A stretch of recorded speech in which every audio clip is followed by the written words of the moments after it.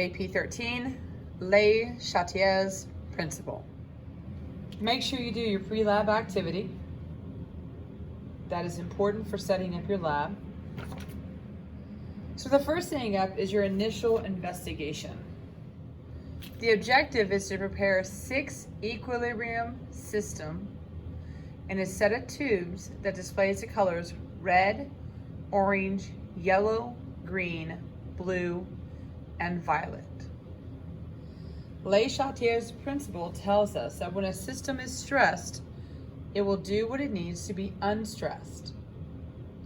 So a little bit about Le Chatelier's principle.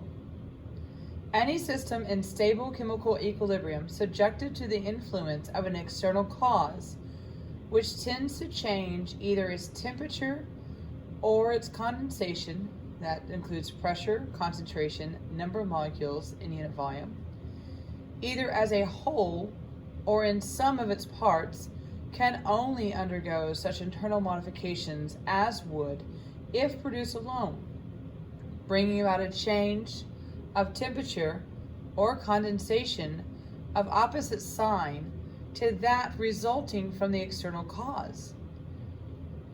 An alternative form of Le Chatelier's principle is when a system in equilibrium is changed, the equilibrium will shift to counteract the change. Okay, for our initial investigation, we need to do some setup as far as make sure we understand what's going on with this lab. So you're going to get 3 small beakers and you're going to put basically a squirt of phenol red into each one of them. So just a pipette's worth into each one.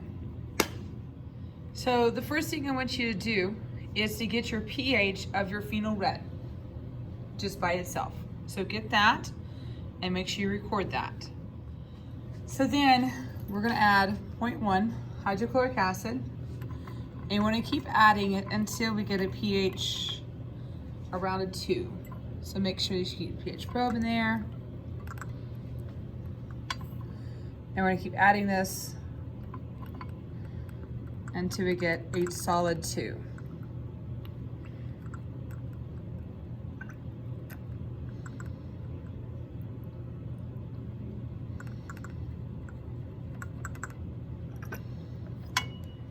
Once you get your 2, don't discard that. Hang on to that because you're going to need that.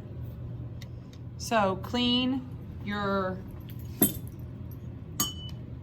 pH probe. And now we're going to use sodium hydroxide. So just as we did before, we are squirting into it. And now we want to bring it to a pH of around a 10.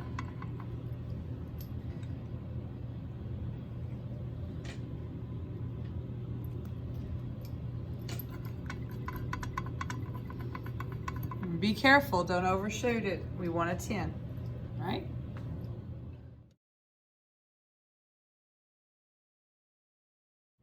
Okay, for the next part, we need to now switch over to our spectral devices.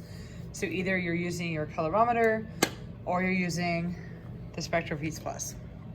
Now, we need to go to our spectral app and we are going to do absorbance versus wavelength I'm not sure I did that right.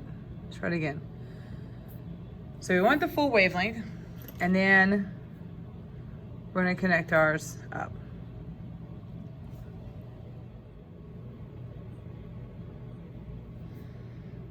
Okay, so we're doing the full range, unlike in the crystal violet where we were isolating one wavelength only. Okay, so we first need to put our blank in, make sure you wipe down your sides, and finish your calibration. So now we're ready to go, and what I want you to do is, I want you to run your samples you just made. So I'm actually run my phenol red.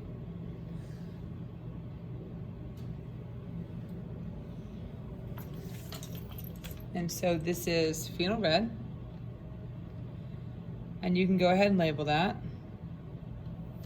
And then do your next one. Here is my phenol red with sodium hydroxide added to it to get to a pH of 10. Notice the graphs look very similar.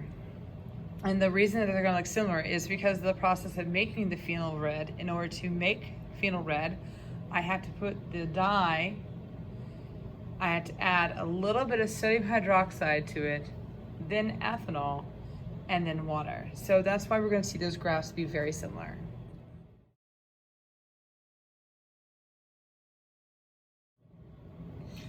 And the last one is our hydrochloric acid.